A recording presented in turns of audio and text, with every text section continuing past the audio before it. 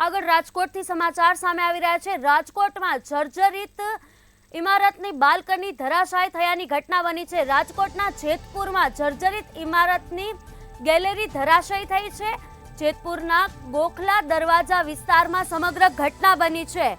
ગેલેરીનો ભાગ ધરાશાયી થતા યુવક ઇજાગ્રસ્ત થયો છે। જે રીતે સમાચાર પ્રાપ્ત થઈ રહ્યા છે, જર્જરિત ઇમારતની ગેલેરીનો ભાગ ધરાશાયી થયો છે। ઇજાગ્રસ્તને હાલ સારવાર અર્થે હોસ્પિટલ ખસેડવામાં આવ્યો છે।